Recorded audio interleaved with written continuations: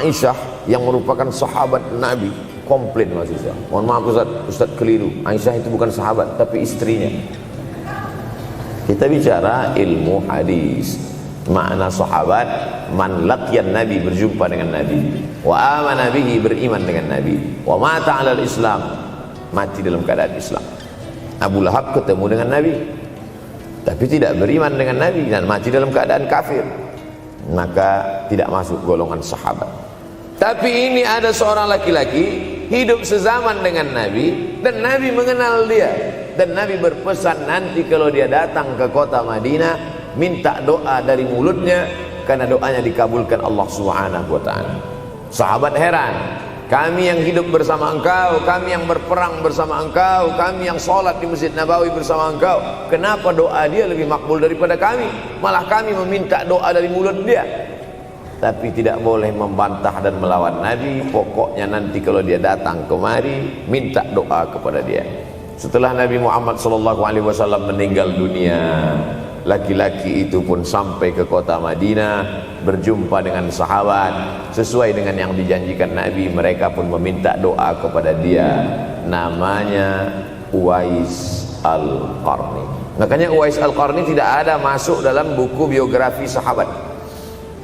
Kalau mau mencari biografi sahabat Nabi, buka kitab namanya Al-Isabah fi Tamyizis Sahabah, atau baca juga Usudul Ghabah fi Ma'rifatis Sahabah, atau baca juga Al-Isti'ab fi Ma'rifatil Ashab. Itu memang buku biografi isinya sahabat Nabi semua. Sahabat Nabi klasifikasi. Yang pertama, Al-Ashra Al-Mubasysyaruna bil Jannah, 10 sahabat yang dijamin masuk surga. Level kedua, sahabat Nabi yang ikut perang Badar. Berikutnya, sahabat Nabi yang masuk Islam sebelum hijrah. Berikutnya, barulah ujung sahabat Nabi masuk Islamnya setelah hijrah, setelah Islam kuat, barulah dia masuk Islam.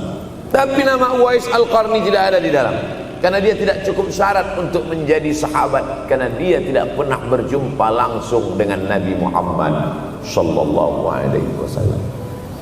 Tapi kenapa doanya makbul?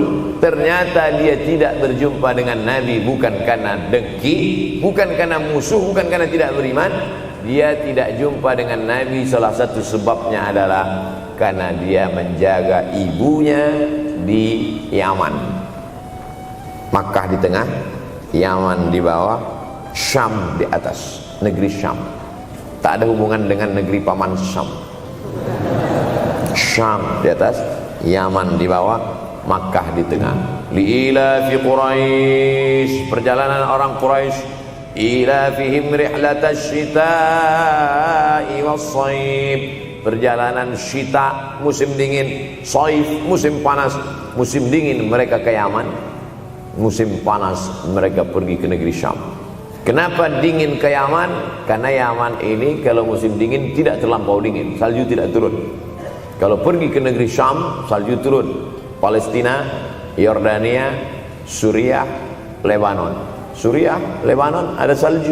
Maka musim panas Nabi pergi ke negeri Syam, karena kalau musim panas di Yaman panas sekali. Sedangkan ke negeri Syam panasnya tidak seberapa. Perjalanan orang Arab Quraisy ini diceritakan Allah, di negeri Yaman itulah tempat kampung Uwais Al-Qarni. Tidak sempat dia berjumpa dengan Nabi, tapi doanya lebih makbul daripada orang-orang yang berada bersama Nabi, karena keutamaan berbakti kepada ibu. Kalau sama ayah boleh ngelawan Pak Ustaz? Enggak juga. Jangan ini nanti dijadikan dalil. Kamu kenapa lawan bapakmu? Ada seorang laki-laki. Ini kadang jamaah pandai motong-motong ceramah saya, hanya untuk mencari pembenaran. Sedangkan kita ngaji ini mau mencari kebenaran.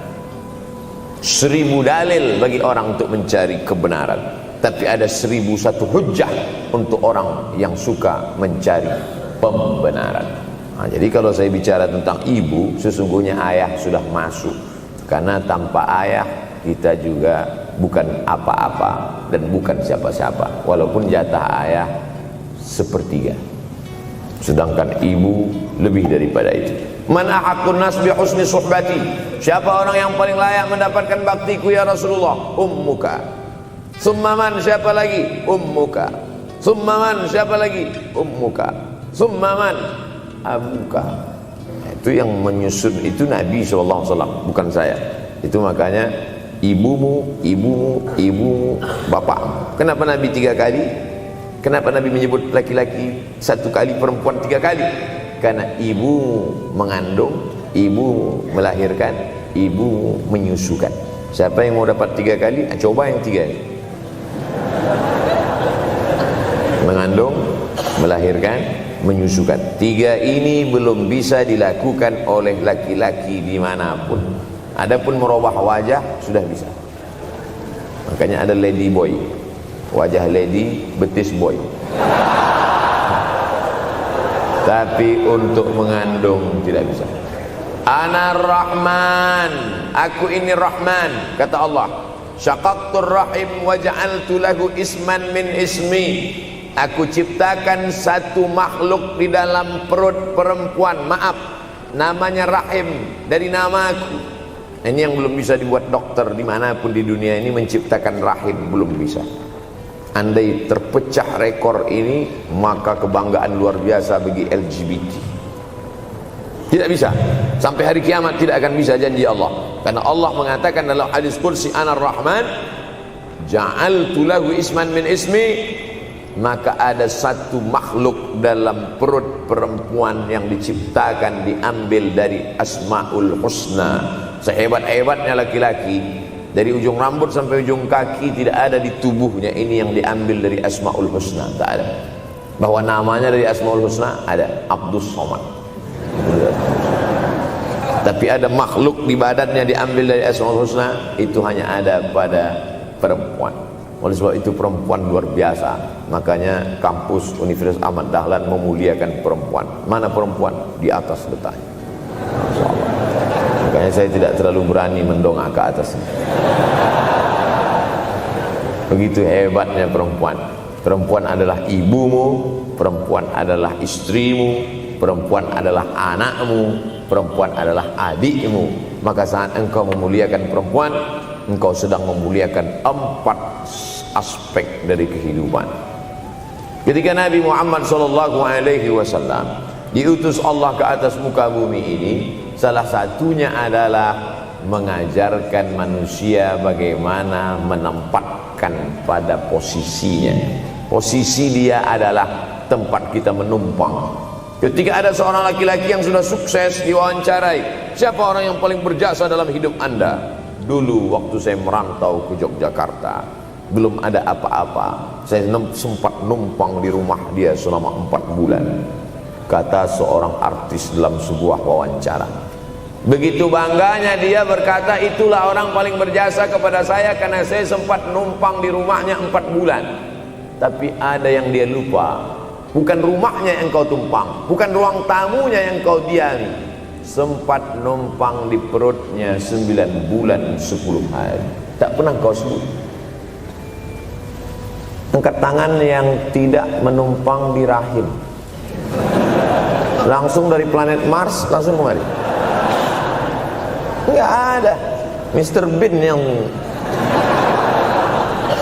kita semua sehebat apapun pernah menumpang di perutnya. Oleh sebab itu makanya dosa yang paling mengerikan adalah kalau ada orang jual sabu-sabu, peminum khamar, di dunianya bahagia, happy, senang. Itu Ustaz, pengedar narkoba, hidupnya aman, adem, ayam, tentram. Di akhirat azabnya baru diberikan Allah Subhanahu wa taala. Ada orang yang pelakor senior, tapi hidupnya di dunia senang-senang saja. Di akhirat nanti azabnya ditunda. Namanya istidraj. Istidraj diambil dari kata daraja, tertunda. Azab yang tertunda. Sudah jadi judul sinetron. Azab yang tertunda. Tapi ada satu perbuatan dosa yang pasti di dunia dirasakan. Apa itu? Durhaka pada orang tua. Orang yang durhaka pada orang tua, di dunia dia tetap dapat, di akhirat dapat sekali lagi. Itu janji Rasulullah SAW. Lama hidup banyak dirasa, jauh berjalan banyak dilihat, lama jadi ustadz banyak yang curhat. Maka tidak satu dua itu saya lihat dalam kehidupan. Hebat, rezeki banyak melimpah ruah, tapi jauh dari kebahagiaan. Apa sebab? Janji Rasulullah SAW, orang yang durhaka pada orang tua di dunia sudah dapat, di akhirat dapat lagi, dapat. Di mana letak keadilan Allah? Kenapa di dunia sudah dapat, di akhirat dapat lagi? Yang di dunia itu baru DP-nya, di akhirat baru kau rasakan cash. Oleh sebab itu jangan pernah melawan pada orang tua, jangan pernah melawan. Apapun kata dia, jurus menghadapi orang tua ini tidak banyak, 3 saja. Kalau dia marah-marah, kalau dia cerewet, kalau dia ngamuk-ngamuk, pertama diam. Pulang kampung marah aja. Saya bolak-balik kirim uang belanja, kenapa kamu IP-nya 2,0? Diam. Yang kedua, diam. Yang ketiga, diam. Kalau belum bisa membahagiakan, jangan susahkan dia. Kalau belum bisa menunjukkan prestasi, jangan susahkan hatinya. Jangan sampai belum ketemu dengan wajah kita pun dia sudah susah hati. Baru nama kita muncul di HP-nya, kumat darah tingginya. Bunyi handphone dia lihat nama kita di situ, langsung berubah detak jantung. Karena ternyata bukan nama kita di situ dia buat. Siapa? Troublemaker. Oleh sebab itu jangan susahkan orang tua. Saya tidak ujuk-ujuk langsung jadi ustadz. Saya sempat jadi mahasiswa terlama di dunia. Saya kuliah di Mesir tahun 1998 sampai 2002. 4 September 1998 menginjakkan kaki di Kairo. November pulang tahun 2002.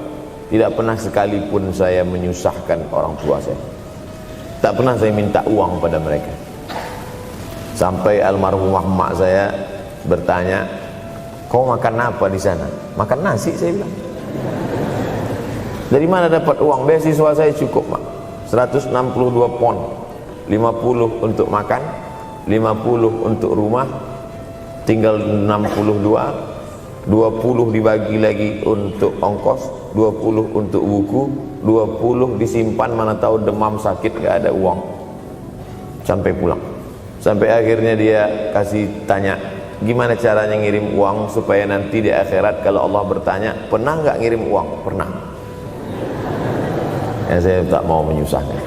Saya menganggap kalau nanti saya minta hatinya susah, kalau nanti saya banyak minta saya tak bisa balas, maka saya bukan berarti mengajak adik-adik tidak minta uang. Saya paham tak semuanya dapat beasiswa, artinya minta. Cuman kalau minta ya pulang nanti sampaikan ke orang tua, saya sudah dengar ceramah Ustaz Somad, maka saya tidak minta lagi, mah. Tidak.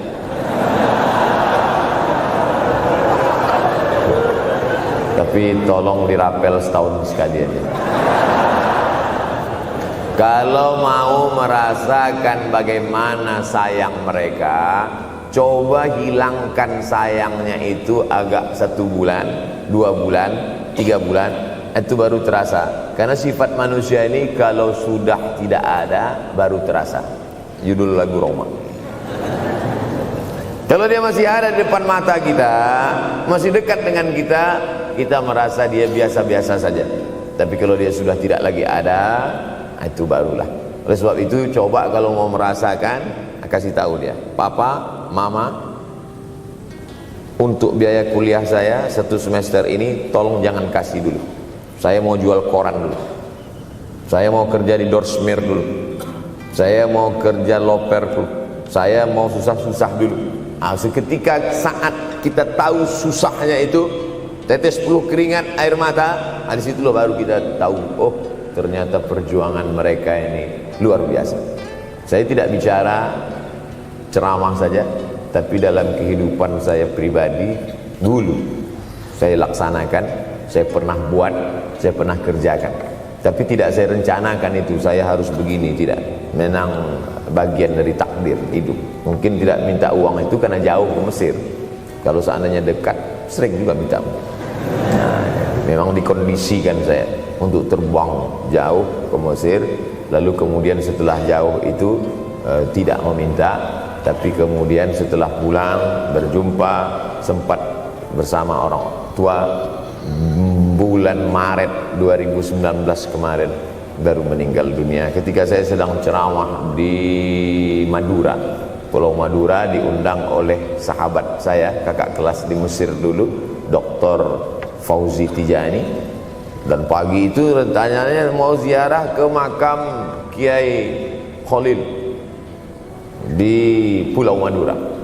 Begitu mau ziarah langsung dapat SMS segera pulang karena orang tua meninggal dunia. Akhirnya saya langsung ke airport Surabaya dan langsung pulang.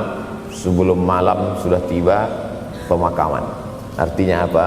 Penyesalan panjang, kenapa tidak mencium tangan orang tua, kenapa tidak. Karena saya pikir masih lama ya. Nah, ini satu kekeliruan. Di mana-mana selalu saya sampaikan, jangan pernah berpikir usianya masih lama walaupun dia sehat. Karena sehat walafiat, tidak ada kurang satu apapun. Masih lama. Ternyata apa yang terjadi? Berangkat hari Sabtu, hari Ahad tausiah, hari Senin pagi, tanpa sebab, tanpa penyakit. Oleh sebab itu kalau masih hidup orang tuamu di rumah, pulang. Tapi jangan ini jadikan alasan. Besok nggak masuk kelas, kemana? Pulang semua.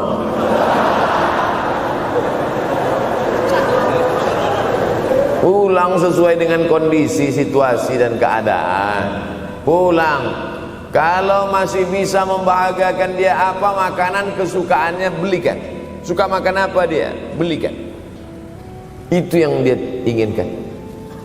Andai kita gendong dia dari Yogyakarta berangkat ke kota Makkah, sampai di Makkah tawaf 7 putaran, dari Safa ke Marwah, pulang lagi ke Jogja, belum tentu dapat membayar sekali teriakan dia saat mengeluarkan kita ke alam dunia. Jadi banyak orang terlalu membanggakan. Saya sudah banggakan dia Pak Ustaz, saya sudah bayarkan ONH-nya. Berapa? Baru DP-nya. Sudah merasa berbakti kepada orang tua? Belum. Makanya digunakan kata birrul walidain.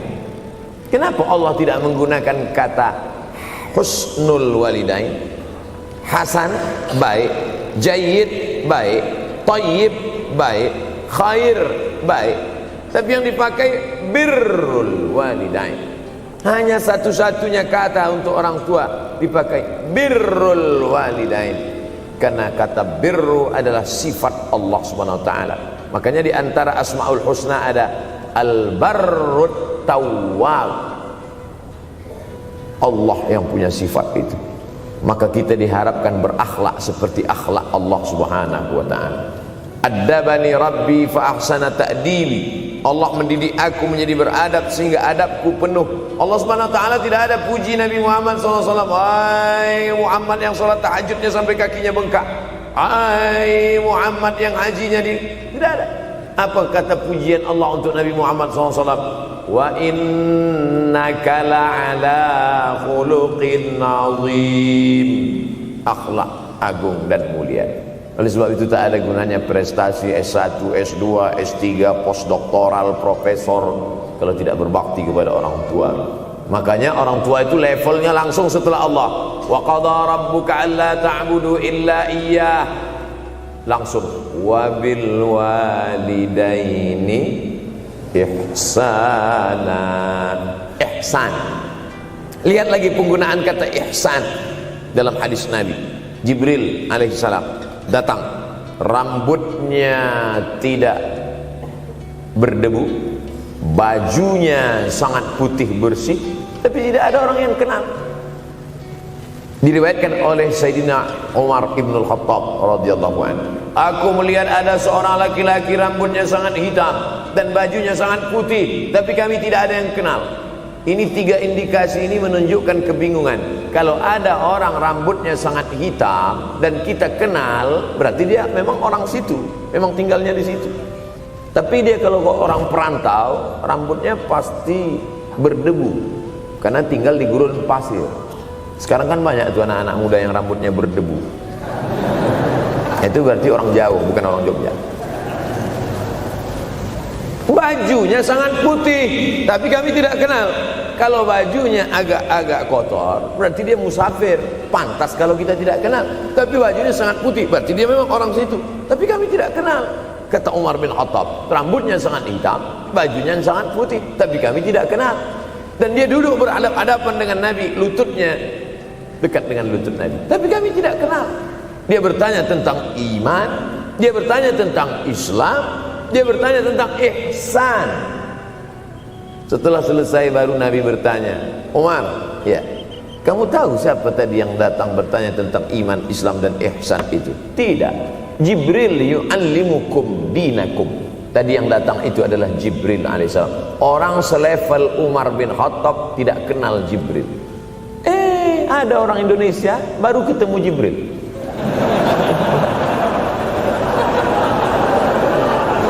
Umar bin Khattab kalau lewat di suatu jalan, kalau Umar bin Khattab lewat jalan Sudirman, maka setan lari ke jalan lain. Ini ada orang satu perjalanan sama setan, ngaku kenal dengan Jibril alaihissalam. Makanya kalau baca hadis, satu hadis, tapi analisa dari hadis itu banyak sekali. Umar tidak kenal dengan Jibril kecuali setelah Nabi Muhammad SAW yang bercerita mengenalkan. Dari mana Nabi tahu? Nabi dapat wahyu dari Allah Subhanahu wa ta'ala. Tapi ada analisa lain. Apa maknanya? Allah menggunakan kata ihsan untuk orang tua, Nabi menggunakan kata ihsan untuk Allah. Ihsan untuk Allah, anta'budallaha ka'annaka tarah, kau sembah Allah seakan-akan engkau melihat dia. Fa in lam takun tarah, kalau kau tidak bisa melihat dia, fa innahu yarah, sesungguhnya dia yang selalu melihatmu, tidak pernah putus. Ihsan, ihsan Allah kepada kita, tidak pernah putus pengawasan Allah. Bagaimana ihsan kita kepada orang tua? Tak pernah putus bakti walaupun dia sudah meninggal dunia. Makanya kita tetap membaca walaupun dia sudah masuk liang lahat, jam 2 malam bangun, Rabbil firli wali walidayya warhamhuma kama rabbayani shaghira. Ada seorang sahabat Nabi namanya Sa'ad. Sa'ad sudah jadi bahasa Indonesia. Banyak juga orang Indonesia laki-laki sifat Sa'ad. Orangnya Sa'id, artinya bahagia. Sa'adah, kebahagiaan. Jenenge sapa? Sangadah. Itu dari bahasa Arab. Sa'adatun, bahagia. Datanglah seorang laki-laki bernama Sa'ad menjumpai Nabi SAW. Ya Rasulullah, wahai Rasulullah, ummi matat, ibu saya sudah meninggal dunia.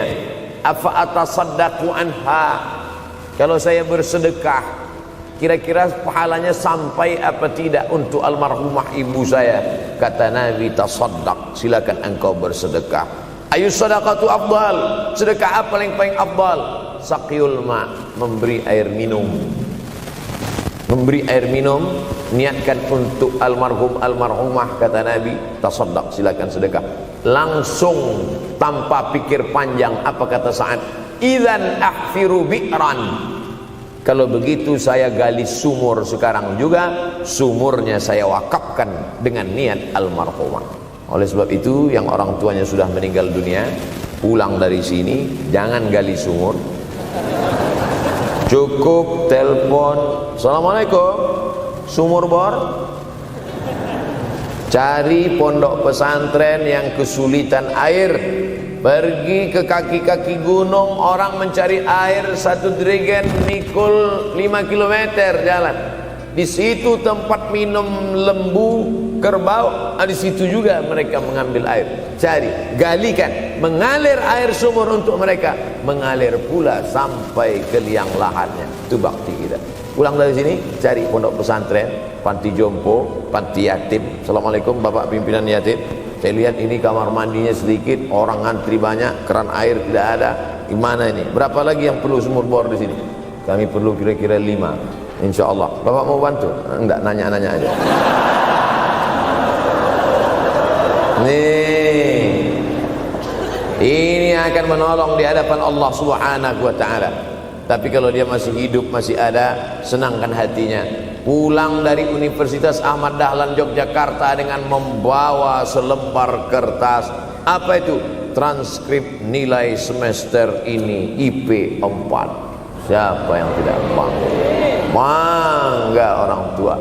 Saya pulang dari Mesir, saya bawa ijazah LC.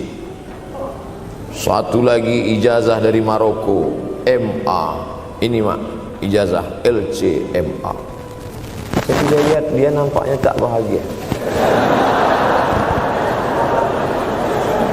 Karena dia dulu waktu saya kecil nyuruh saya, kamu mesti doktorandus. Itulah cita-cita ya dia yang tidak sampai. Saya mesti doktorandus. Di mana mau mencari titel doktorandus kan? LCMA. Saya bilang, mak, ini LCMA ini lebih hebat dari doktorandus. Artinya apa? Bahwa menyenangkan hati orang tua itu ketika hati dia terbuka, bahagia, disitulah pintu-pintu rezeki itu terbuka. Turun barokah-barokah itu. Buah kalau matang itu dijolok, jatuh. Dan menjatuhkan rahmat Allah itu, membuka pintu-pintu langit, mengetuk pintu-pintu rahmat dan ridha Allah dengan ridha orang tua. Makanya kata Nabi, ridha Allah fi ridhal walidain. Kalau Allah ridha, maka semua yang kau mau dia berikan. Orang kalau sudah ridha itu artinya senang. Orang kalau sudah senang, semua dia kasih. Apa yang ada di tangannya, itu dia berikan. Tadi malam sampai di hotel, datang seorang jamaah, buka cincinnya. Cincin paling dia sayang, dia kasih ke saya. Laki-laki. Nah nih Ustaz Somad, ambil. Duduk saya tadi, duduk, datang anak muda, dia lihat saya tak pakai sorban, dikasihnya sorban. Cuman akadnya belum jelas apa ngasih atau pinjam, Allah a'lam. Orang kalau sudah senang hatinya, semua dia kasih. Begitulah orang kalau sudah dapat ridha Allah Subhanahu wa Ta'ala. Kita baru berharap dapat ridha Allah. Makanya habis salat subuh selalu diajarkan, raditu billahi rabba. Aku ridha engkau sebagai Rabbku ya Allah. Apakah Allah ridha terhadap kita? STJ, status tak jelas. Cara mendapatkan ridha Allah, pancing dengan ridha orang tua. Senangkan hatinya, terbuka pintu rezeki. Makanya sulit hidup kita, sempit. Dari kerut kening kita udah kelihatan. Kenapa? Karena tidak ada ridha Allah akibat tidak pernah menyenangkan hati orang tua. Senangkan orang tuamu, jadikan dia seperti raja, maka rezekimu akan melimpah seperti rezeki raja-raja. Bukan hadis Nabi, dapat saya dari grup WhatsApp. Senangkan saja hatinya, apa yang dia mau beri, tapi dengan cara yang halal. Nah, ini harus dalam kurung syarat dan ketentuan berlaku. Jangan gara-gara ceramah ini nanti pulang kalian ke rumah, papa, mama, ini ada mobil, ini ada rumah, ini berangkat pergi haji. Wow, orang tua senang, 2 bulan masuk KPK. Innallaha thayyibun, Allah maha suci, la yaqbalu illa thayyiban. Allah tidak menerima kecuali yang suci-suci saja. Wa anfiqu, berinfaklah. Wa anfiqu, bersedekahlah. Wa anfiqu, berwakaflah. Wa anfiqu, berzakatlah. Min thayyibat, yang baik-baik. Yang tidak baik tidak diterima Allah Subhanahu wa Ta'ala. Kamu lagi ngapain? Nyuci.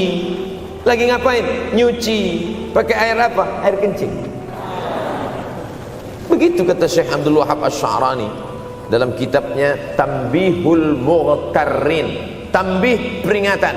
Mughtarrin, pada orang yang tertipu menyangka sedang berbuat baik padahal sebenarnya tidak baik. Itu yang disindir Allah dalam Al-Quran.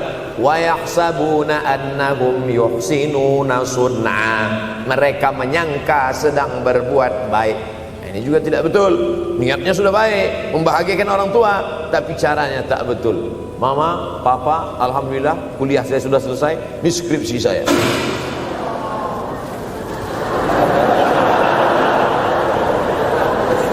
Masya Allah. Bayangkan kalau kiamat tiba-tiba terjadi. Begitulah agaknya terkejutnya kita. Kiamat terjadi tapi belum sempat berbakti kepada orang tua. Dosa belum sempat meminta maaf. Silap dan salah berapa kali kita kencing di kainnya yang bersih. Berapa kali dia tidak jadi tahajud gara-gara kita menangis dari isya sampai subuh. Pakai pengawet nangisnya. Tapi kita tak pernah sadar itu. Kita menganggap kita di dunia ini dibesarkan angin. Kita menganggap kita ini bangsawan, bangsa yang hidup di awan. Berapa kali dia tidak jadi sholat duha gara-gara kita kencing. Berapa kali nasi yang sudah mau disuap masuk ke mulutnya tak jadi. Bahkan dia tidak makan sama sekali. Dan berapa kali makanan dia belikan hanya untuk susu, hanya untuk menyenangkan kita. Pernah kita balas. Dan dia tidak pernah minta balas itu. Oleh sebab itu siapa yang mengingatkan? Abdul Somad diberikan judul berat ini. Judul yang paling berat ceramah tentang orang tua, tentang ibu, tentang ayah. Jarang saya mau menerima judul-judul pengajian. Ini pun dikasih tahu setelah sampai di sini. Maka saya belok-belokkan dikit. Air mata udah mau menetes, belokkan. Nanti kalau saya nangis di sini, siapa yang ceramah kalau saya nangis? Oleh sebab itu maka yang orang tuanya masih ada, beruntung dan bertua, bawakan dia rumah makan. Ada sahabat saya namanya Ustadz Lukman di Pontianak, bukan Kuntilanak. Mereka punya program namanya Bawa Ibu ke Rumah Makan. Keren nama programnya. Bawa orang tua ke rumah makan. Nanti hari libur adik-adik, anak-anakku sekalian libur, bawa ayah, bawa ibu ke rumah makan. Ketika Ustadz Lukman cerita itu ke saya, Ustadz Somad, kita punya program baru nih. Apa nama programnya Ustadz? Bawa ibu ke rumah makan. Alhamdulillah Ustadz Lukman, seluruh rumah makan di Pekanbaru tempat tinggal saya itu, semua sudah saya bawa. Emak almarhumah saya bawa sup tunjang, saya bawa rendang, saya bawa goreng ayam, saya bawa goreng puyuh, saya bawa. Cuman ada rumah makan ular sawah itu yang tak saya bawa singgah. Lain dari itu sudah saya bawa. Tak ada penyesalan dalam hati, senangkan hatinya. Apa pakaian yang dia suka. Orang tua itu tidak minta yang besar, asal ada saja. Pulang dari Yogyakarta sampai ke rumah, ini tadi ada nampak sedikit tanda terkenang. Kalau banyak makan sendiri. Ketika dia senang melihat itu, bahagia hatinya, nampak senyum di tepi bibirnya, pada saat itulah rahmat Allah terbuka. Pada saat itulah ridha Allah datang. Mengapa sulit mencari pekerjaan? Mengapa payah mencari penghidupan? Salah satu yang mempersempit ridha Allah itu adalah karena tidak berbakti kepada orang tua. Oleh sebab itu maka judul tema yang diberikan birrul walidain, berbakti kepada orang tua, bahagiakan. Ini ada juga ini anak-anak yang sudah sukses ini, papa, mama sudah meninggal, papa jangan risau, silakan terbang ke Yogyakarta, ada adik di sana. Silakan terbang ke Surabaya, ada kakak di sana. Silakan terbang ke Kuala Lumpur, ada keluarga di sana. Jangan hiraukan. Kata bapaknya, kalian terbangku saja kalian pikirkan. Kemana aku hinggap tak kalian pikirkan. Ada sebagian orang ketika ibunya meninggal dunia, marah dia, mengamuk dia anggap kebahagiaan itu sudah hilang. Padahal membahagiakan orang tua dua adalah tanggung jawab kita. Kalau dua-duanya sudah tidak ada Pak Ustadz, masih ada keluarga. Ada keluarga. Al-khalah bimasabatil saudara ibu, kakak ibu, adik ibu, sama seperti ibu. Sambung lagi silaturahim, buat dia senang, buat dia bahagia. Man ahabba yubsatalahu fi rizqihi, siapa yang mau lapang rezekinya, wa yunsa'alahu fi asarihi, dipanjangkan umurnya, falyasil rahimahu, hendaklah dia menyambung tali silaturahim. Saya ceramah di satu kota. Sampai di kota itu saya melihat rumah besar, megah, mewah, seperti istana. Cuman saya segan mau nanya, nggak mungkin saya tanya, Pak, ini hasil dari apa? Saya tengok, saya ngangguk. Kawan-kawan saya yang ikut di situ seperti ngelihat kucing semua. Mantap. Setelah duduk, makan, habis makan, minum, habis itu Sohibul Bait yang punya rumah pun cerita, Ustadz Abdul Somad, iya Pak, dulu ini hanya bambu-bambu yang dikasih daun, yang dikasih terpal. Tempat apa Pak? Tempat ibu saya buat pengajian. Setiap tahun dibuat begitu, pasang tiang-tiang kayu, pasang terpal, daun-daun, pengajian ramai. Sampai akhirnya saya berkata, Bu, pengajian kita hentikan saja, stop. Saya tidak sanggup lagi pasang tenda, pasang terpal ini. Tapi akhirnya apa kata ibu saya? Nanti setelah saya tidak ada, pengajian ini terus kamu buat. Allah bukakan pintu rezeki Ustaz Somad. Inilah yang terjadi sekarang. Saya belikan orang tua saya itu rantai, saya belikan gelang, saya belikan cincin. Bulan depan saya datang, sudah nggak ada lagi. Mana gelangnya Mak? Nggak ada. Mana rantainya Mak? Nggak ada. Mana cincinnya? Nggak ada.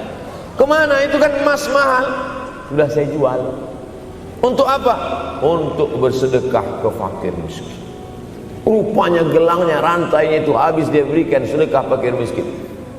Tobatkah si bapak untuk berbakti? Tidak. Bulan depan dia belikan lagi. Sampai akhirnya diberikan Allah balasan melimpah ruah. Ternyata ini rahasia dari keberhasilan hidup, karena menyenangkan hati orang tua. Saya tak sebut nama, saya tak sebut lokasi, tapi yang mau berkunjung nanti saya kasih lokasi tepatnya. Saya kasihkan nanti alamat dari Google, saya kasih, supaya melihat secara nyata. Kalaulah rezeki itu hanya diberikan kepada orang yang bersungguh-sungguh, pergi pagi pulang petang, peras keringat banting tulang, maka tentu yang kaya itu adalah sapi yang membajak dari pagi sampai sore. Kalaulah kekayaan, keberhasilan itu diberikan yang paling pandai memanjat, maka tentu yang kaya itu monyet. Tapi Allah berikan kepada siapa? Yang dia ridhai. Dan penyebab ridha Allah itu adalah karena orang tua yang senang hatinya. Yang sempat durhaka, tidak sempat minta maaf, meninggal dunia dia sudah, apa boleh buat? Kau sudah booking seat di neraka. Yang sudah sempat durhaka, tidak sempat minta maaf, meninggal dunia gara-gara dia pecandu narkoba, pemabuk, pezina, mati. Orang tua dalam keadaan susah. Berapa kali saya ketemu ibu-ibu selesai pengajian, pergi saya ke tempat parkir, ibu tua 70 tahun menangis. Ibu nangis kenapa Bu? Anak saya Pak Ustadz. Kenapa dia? Disuruhnya saya jual tanah. Mama jual tanah. Untuk apa mama megang tanah? Udah tua aja pun jual. Mestinya anak itu yang menyenangkan hatinya di hari tuanya, bukan malah menyuruh jual tanahnya. Jual tanah supaya dia bisa bangun rumah, jual tanah supaya dia bisa menyekolahkan anak-anaknya. Na'udzubillah. Sudahlah tidak membahagiakan, malah menyusahkan. Ustaz, anak saya nyuruh saya jual tanah saya supaya dia senang, supaya dia dapat duit. Gimana nih Pak Ustaz? Mungkin si ibu berharap saya menjawab, ibu sabar aja ya Bu, sabar ya. Ibu salah tanya Bu. Kalau mau sabar cari ustadz lain, ada spesialis sabar, bukan saya. Begitu dia kasih tahu, anak saya maksa saya jual tanah saya, Pak Ustadz gimana? Mana alamat rumah anaknya? Mana? Saya mau datang. Mana? Anak durhaka, neraka jahanam tempat kau.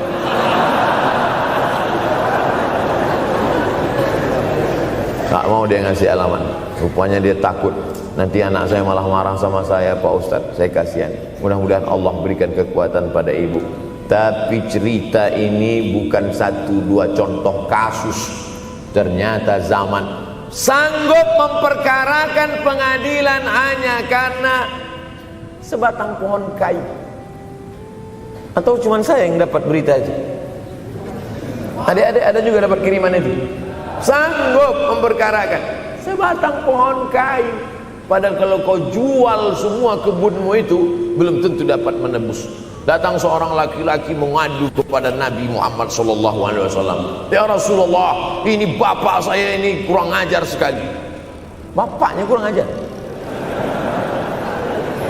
Diambilnya harta saya ya Rasulullah. Gimana ini ya Rasulullah? Apa kata Rasulullah SAW? Anta wa maluka li abik. Anta sampai ke tempat kita jadi ente. Anta wa maluka, ente, harta ente, li abik, punya bapakmu. Jangankan hartamu yang di rumah itu, dirimu pun punya bapak. Nabi membela, seolah-olah Nabi berkata, apa yang diambil itu belum ada apa-apanya dibandingkan melepuh kulitnya untuk memberikan engkau sesuap makanan yang halalan thayyibah. Orang yang durhaka pada orang tuanya, insya Allah anaknya juga akan durhaka kepada dia. Oleh sebab itu maka jangan pernah durhaka. Kalau sempat durhaka lalu kemudian meninggal dunia dia, Pak Ustadz, sudah meninggal pun tetap masih bisa berbakti. Pertama dengan doa, kedua dengan sodakoh. Kalau kebetulan rezeki banyak sodakoh. Kalau tidak ada rezeki melimpah, doa. Bangun malam, Rabbi firli wali walidayya warhamhuma kama Rabbi firli, ya Tuhanku ampunkan aku, wali walidayya, ibu dan ayahku, warhamhuma, sayangi mereka berdua, kama, sebagaimana Rabbayani shaghira, sebagaimana mereka mendidik aku. Coba kita lihat susunan kalimatnya, seperti ada kekeliruan kalimat. Na'udzubillah, mana mungkin kalimat Allah keliru. Allah ingin menegur kita, sayangi mereka sebagaimana mereka mendidik aku. Mestinya kalimatnya kan tidak begitu. Sayangi mereka sebagaimana mereka menyayangi aku. Tapi ternyata sayang belum tentu mendidik. Tapi mendidik pasti sayang. Karena bunyi kalimatnya, sebagaimana mereka mendidik aku. Jadi banyak juga anak-anak ini tidak sayang karena salah didik. Disangka sayang itu dengan ngasih motor, disangka sayang itu dengan ngasih gadget, disangka sayang itu dengan ngasih transfer uang yang berlebihan. Belum tentu sayang. Dulu ada insinyur arsitek yang membangun salah satu rumah keluarga saya. Kuliahnya di Jogja. Cerita dia, dulu saya kuliah di Jogja, Ustadz Abdul Somad, insinyur. Terus teman kami sakit di kos-kosan. Kami bingung mau nelpon siapa. Akhirnya datang mobil mewah, parkir polisi, tentara, ramai. Barulah kami tahu rupanya dia anak menteri. Jadi sayang orang tua itu bukan mesti dibelikannya apartemen, dibelikannya mobil, belum tentu. Boleh jadi itu justru menjerumuskan anak. Diberikan apartemen, diberikan mobil mewah, habis 2 bulan kena virus HIV AIDS. Tapi kalau dibuatnya kita jauh, saya yakin adik-adik kuliah di Universitas Ahmad Dahlan, ada yang dari timur Indonesia, ada yang dari Sumatera, lalu kemudian di tengah kesendirian, belum makan, uang kos belum bayar, transfer macet, datang setan berbisik, hei sebetulnya kau anak yatim piatu yang dibuang. Bukan, orang tuamu bukan tidak sayang, dia hanya sedang ingin mendidik supaya engkau menjadi anak yang mandiri. Maka nanti kalau sedang duduk termenung gitu, tiba-tiba datang bisikan, pergilah cari jembatan, terjunlah. Maka saat itu katakan dalam hatimu, lawan, hei setan, orang tuaku sayang kepadaku, dia hanya ingin supaya aku mandiri. Ada orang tua yang salah didik kepada anak-anak, sampai mengikat tali sepatu pun anak tidak pandai. Baru mau mengikat tali sepatu sudah diikatkan, baru mau makan sudah disuapkan. Akhirnya anak tidak punya keberanian untuk hidup. Harta dia punya, uang dia punya, materi dia ada, satu yang dia tidak punya, tidak ada mental. Tapi anak-anak, adik-adik Universitas Ahmad Dahlan adalah orang yang punya keberanian untuk hidup. Betul? Yang di hadapan saya ini, siapa yang tidak punya keberanian hidup? Ini yang jam 5:30 masih belum hidup lagi. Ada ini tidak punya keberanian untuk hidup, hidupnya terlambat. Tapi mahasiswa Universitas Ahmad Dahlan punya keberanian untuk hidup. Bahkan mungkin dia lebih dulu hidup daripada saya. Lebih dulu bangun dia tadi. Alhamdulillahillazi ahyana ba'da ma amatana wa ilaihin nusyur. Tengok jam. Oh, rupanya masih jam 1, tidur lagi. Saudaraku yang dimuliakan Allah Subhanahu wa taala. Maka my life, my adventure, hidup saya adalah petualangan saya. Ini yang mau kita harapkan, berani menghadapi tantangan. Ada orang yang menganggap hidup ini ya simple-simple aja lah Pak Ustaz. Tapi ada orang ingin hidup ini penuh dengan perjuangan. Sama seperti makanan, ada orang simple aja, nasi, kecap, telur rebus, dah cukup. Tapi ada orang mau ada goreng ayamnya, ada rendangnya, ada supnya, ada tom yumnya, ada lengkap semua. Begitu juga hidup ini. Ada orang yang simple aja, ambil goreng ikan, makan. Tapi ada satu lagi enggak, pergi naik mobil sampai ke tepi hutan, naik motor, habis itu nyewa speedboat sampai di tengah laut mancing, ujung-ujungnya ikan juga. Yang dia nikmati bukan ikannya, tapi yang dia nikmati adalah proses untuk mendapatkan ikannya. Faham? Itu enaknya ngomong sama mahasiswa. Coba kalau yang masyarakat biasa, kita udah capek cerita, selesai ada pertanyaan, Ustaz maksudnya tadi apa ya? Aduh, capek gitu. Saya terus terang kalau ceramah di depan mahasiswa ini bangkit semangat saya lagi. Ini sekarang rasa-rasa umur 24. Tapi begitu nanti sudah mulai agak jauh dari mahasiswa, balik 42 lagi. Nah, makanya saya senang kalau diundang ke kampus-kampus. Saya kalau di Jogja diundang di kampus terus, walaupun nggak semua nerima.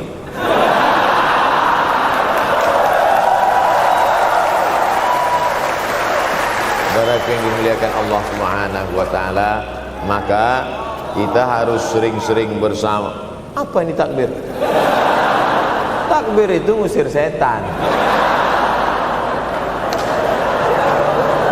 Tadi saya ceramah jam 4:30, sekarang sudah jam 5:30 Artinya saya sudah ceramah 70 menit.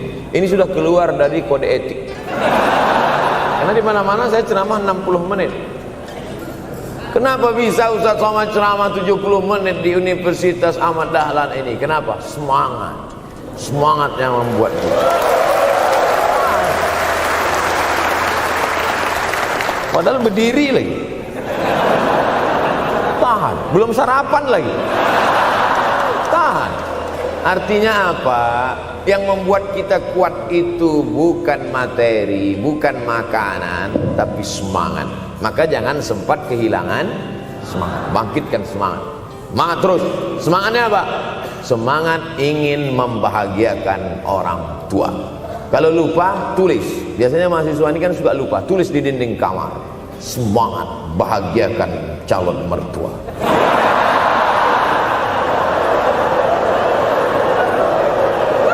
Nanti teman kos-kosan datang ngelihat, loh, kata Ustaz Somad kan orang tua, kenapa ente buat mertua? Sedangkan mertuaku saja kebahagiakan, apalagi orang tua.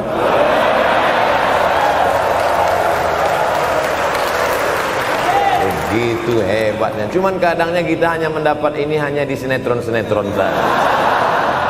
Real nyatanya di mana? Datanglah ke Universitas Ahmad Dahlan. Jadi hidup ini harus ada target yang mau dicapai. Banyak orang targetnya nggak benar. Saya ingin menjadi orang yang punya kepribadian, Pak Ustadz. Rumah pribadi, mobil pribadi. Target bahagiakan orang tua. Gaji pertama kalau kerja nanti umroh. Oh, gitu. Ma, doakan. Nanti kalau aku kerja insya Allah gaji pertama nanti memberangkatkan umroh. Syukur-syukur nggak usah diomongkan dulu, kasih surprise. Senang. Mama, ayah, ini gaji pertama. Dia buka tengok 700.000.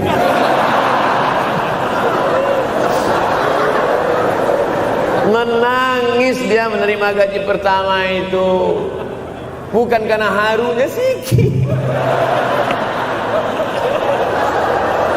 Gitu dia buka amplop. Oh kok setitik loh.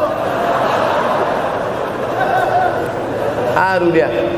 Kenapa setiap mendapat hadiah dari anak, orang tua selalu meneteskan air mata?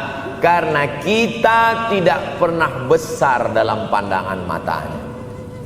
Kita sehebat apapun, kita tidak pernah besar di matanya.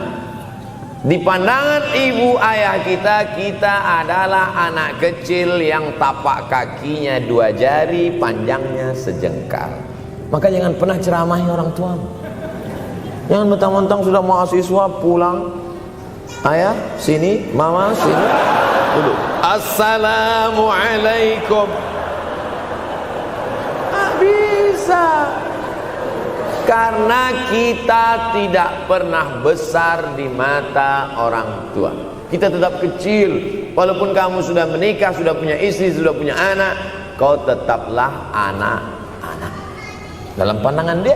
Oleh sebab itu jangan sok besar, jangan sok hebat. Kalau ada pesan yang ingin mau disampaikan, jangan melalui mulut kita, dipinjam mulut orang lain. Tokoh masyarakat, alim ulama, dia ngajinya di mana? Ada yang mau kita perbaiki, jilbabnya mungkin kurang panjang, mungkin ada kebiasaan dia yang kurang baik. Sementara kita udah ngaji, sudah belajar di Universitas Ahmad Dahlan, sudah terpelajar, membuat dia mau menjadi orang baik. Tidak mesti dari mulut kita, pinjam mulut orang lain. Assalamualaikum Pak Kades, pinjam mulut Pak Kades sebentar. Pak Kades, ayah saya kan orangnya baik sama Pak Kades. Iya, nanti kalau saya ngomong dia nggak dengar. Jadi saya mau tolong Pak Kades. Pak Kades, ayah saya sampai sekarang belum sholat Pak Kades. Jadi tolong Pak Kades nasihati dia. Kata Pak Kades, saya juga nggak sholat. Hancur dunia persilatan. Oleh sebab itu senangkan. Ini banyak anak-anak yang udah ngaji, yang sudah aktivis masjid, merasa ingin orang tuanya baik, dia sendiri menceramahi, nggak ketemu, nggak connect dia. Ayah sini, orang yang tidak sholat neraka jahanam tempatnya. Sakit hati, meleleh air matanya. Sekali kau buat air matanya menetes, maka kau akan berenang dalam kesengsaraan. Jangan pernah buat dia menangis. Kalau dia nangis haru Pak Ustaz, nggak apa. Cuman kita kan sulit membedakan mana air mata haru, mana air mata sedih.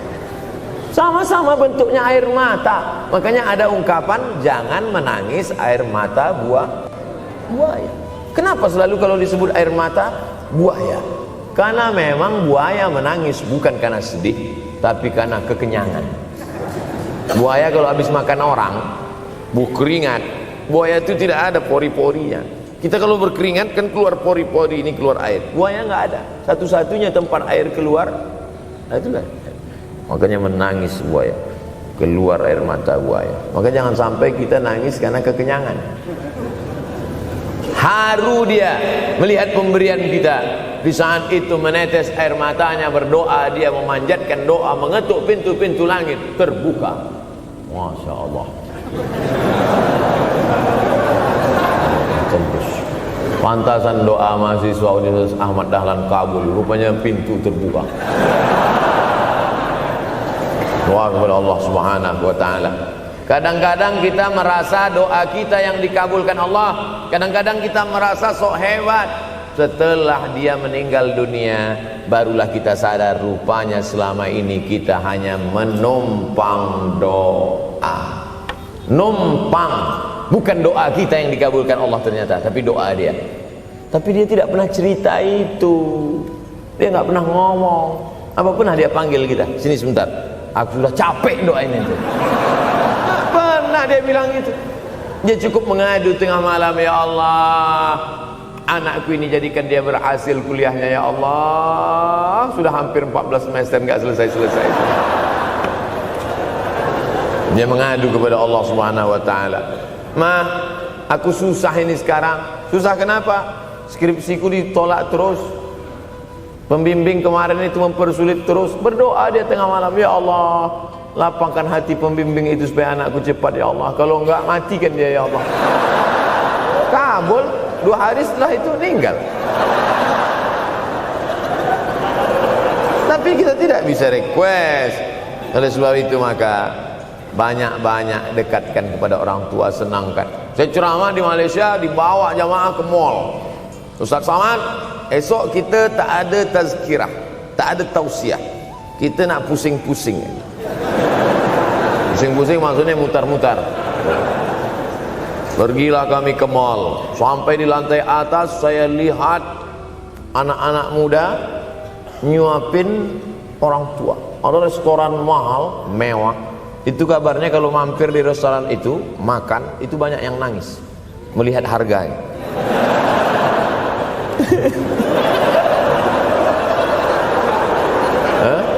Ada saya lihat anak-anak muda yang ganteng-ganteng, perempuan yang cantik-cantik menyuap orang tua. Orang tua yang sudah tak berambut, sudah perempuan tak berambut lagi, rontok saking tuanya, kulit sudah keriput.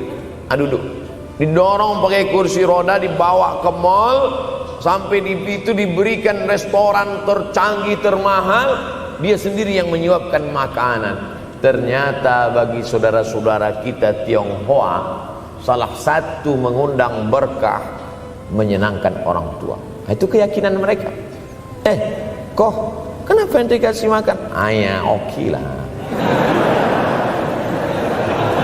Ajaran kita mengajarkan tapi kita tak amalkan.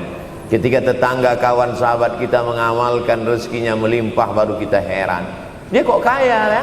Iyalah, dia kan punya tuyul. Tuyul mana bisa bawa duit banyak? Nih keberkahan. Oleh sebab itu, jangan cuma sekedar ngaji-ngaji aja. Pulang dari sini, kalau memang tinggal di Yogyakarta atau di luar nanti pas liburan, sisihkan uang, bawa dia ke mall, bawa dia ke restoran, senangkan hatinya, bawa dia jalan-jalan. Cuman tetap juga yang logis. Kalau dia udah tua, janganlah dikasih kacang goreng. Sesuaikanlah, agar-agar kasih. Ini nggak perlu dikunyah. Kiri kanan gol, kiri kanan gol. Orang tua bawa kasih kacang, menyiksa itu. Saudara yang dimuliakan Allah Subhanahu wa taala, kenikmatan yang terbesar adalah ketika orang tua masih ada bersama kita. Kalau sudah tak ada, nanti saat Idul Fitri, Allahu Akbar, Allahu Akbar, Allahu Akbar, la ilaha, barulah menetes air mata. Mama. Saya kalau sudah menengok orang menangis terlalu berlebihan mengenang orang tua, ini pasti ada, kalau bahasa kampung kami, something wrong. Pasti ada sesuatu ini. Karena orang kalau sudah habis tumpah, dia tidak akan menetes lagi. Tumpahkan kasih sayangmu itu sampai habis ludes, dia tidak akan menetes lagi. Tak ada penyesalan, karena semua sudah kita berikan. Kalaupun menangis hanya tetesan kasih sayang. Tapi kalau sampai mencakar dinding, mama, ini pasti. Saya kalau ada orang yang menyesal sampai mencakar dinding, mau saya antukkan aja kepala yang gede. Dulu waktu hidup kenapa enggak waktu? Sekarang udah mati baru kau menangis kan? Senanda. Nah, tapi tentu sesuai kemampuan kita, karena kata Allah, la yukallifullahu nafsan illa usaha. Allah tidak membebani orang lebih dari semestinya. Ustaz ceramah sampai jam berapa ini? Sampai jam 6 insyaallah. Saya mau lengkapkan. Jam kita sama tuh. Oh, sama. Jam 6.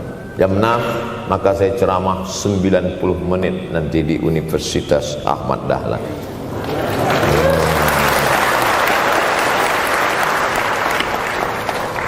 Berceramah di Universitas Ahmad Dahlan merupakan suatu kebanggaan bagi Abdul Somad.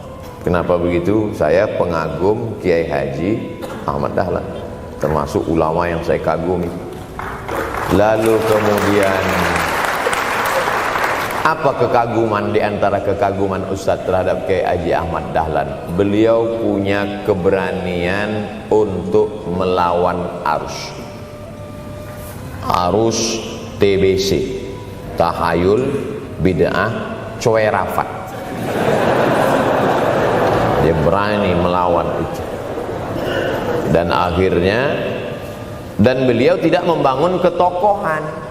Tidak yang dibangkitkan itu Ahmad Dahlannya, tapi yang dibangkitkan itu metodenya. Yang dibangun itu relnya. Sehingga nanti kalau kereta apinya lapuk, tetap akan ada kereta api baru yang lewat di rel ini. Ini yang dibangun.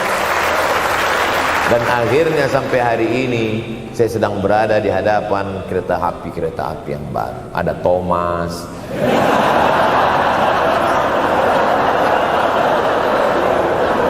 Kok Ustaz tahu Thomas? Anak saya paling suka itu. Satu koper kereta. Artinya apa? Bangun rel, maka akan ada lokomotif baru. Dunia boleh berganti, zaman boleh berubah. Idza waqa'an ala ahadikumul qiyamah, kalau kamu sudah mau mati, wa fi yadihi fasilah, di tanganmu ada bibit korma. Sudah mau mati, di tangan ada bibit korma. Apa yang kita lakukan? Ada sebagian orang kalau sudah mau mati, ya wes gua ae lah. Kalau di tanganmu ada bibit korma, gali-gali tanah sedikit, tanamkan. Untuk apa nanam korma sudah mau mati? Bukan kita sempat memakan manisnya, tak sempat bermaung di bawah daunnya yang rindang. Bukan kita yang menikmati, tapi ada orang lain dan pahalanya mengalir ke makam kita. 28.000 ibadah mengalir ke makam Kiai Haji Ahmad Dahlan. Angka 28.000 itu dari mana Pak Ustaz? Angka mahasiswa Universitas Ahmad Dahlan. Ustaz tahu dari mana? Ya makanya kalau orang ngomong tuh dengar.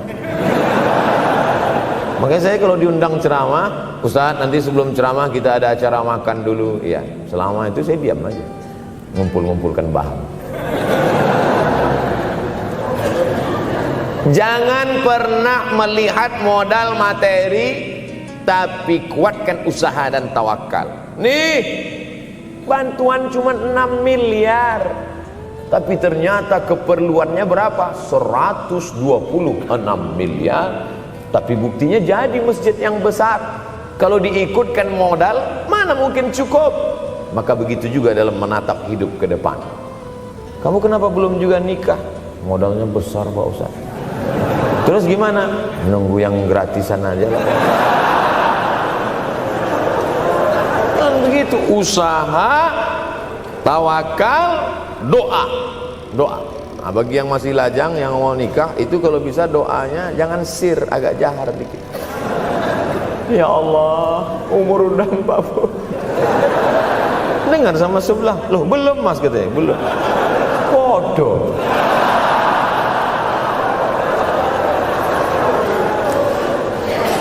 Kira-kira rezeki itu Allah yang ngatur atau kita yang ngatur?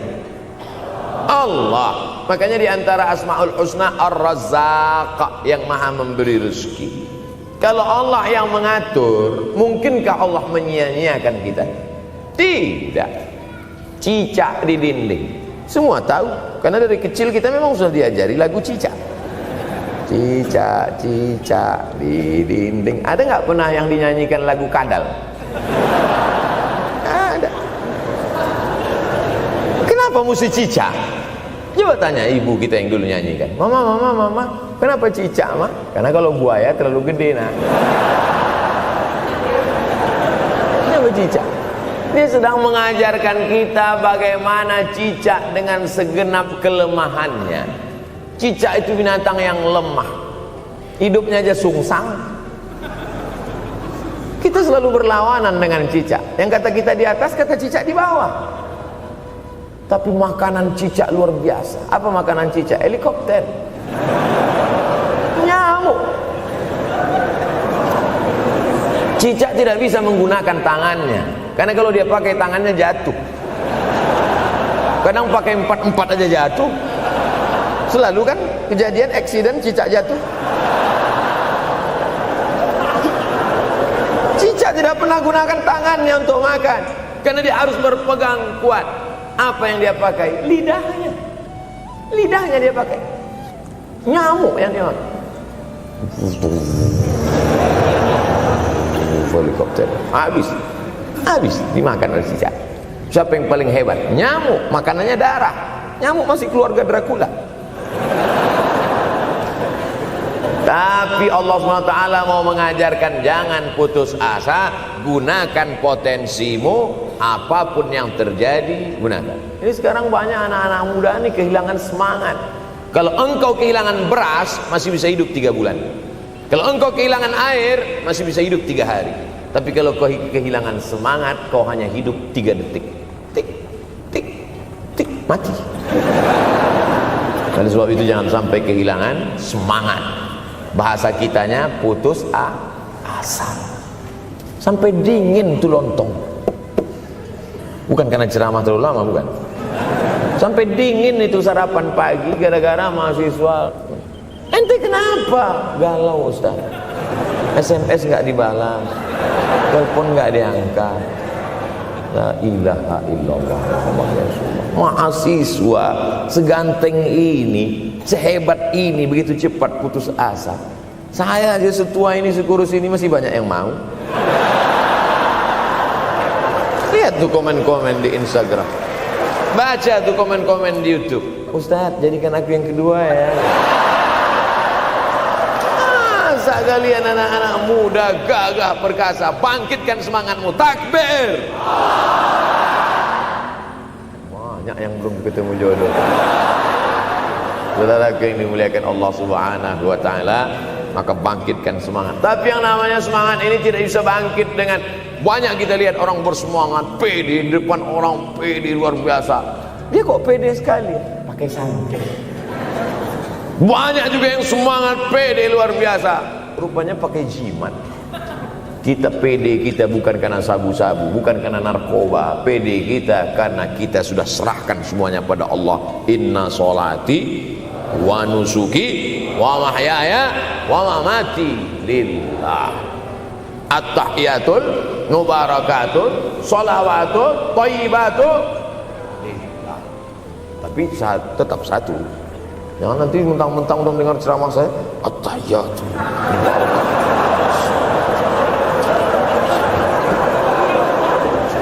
Dalam hati saja. Ini bukan punya aku ya Allah, ini semuanya punya Engkau, punya Engkau. Berhasil kalian, sukses kalian, punya apartemen, punya kondominium, punya mobil. Datang teman nanya, hebat ente ya, kaya sekarang ya.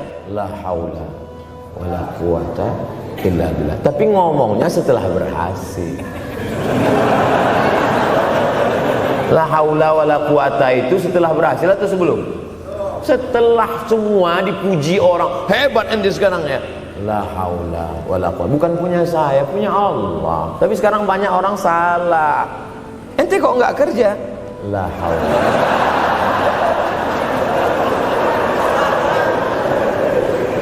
La haula wala quwwata illa billah. Subhanallah, masya Allah, tabarakallah.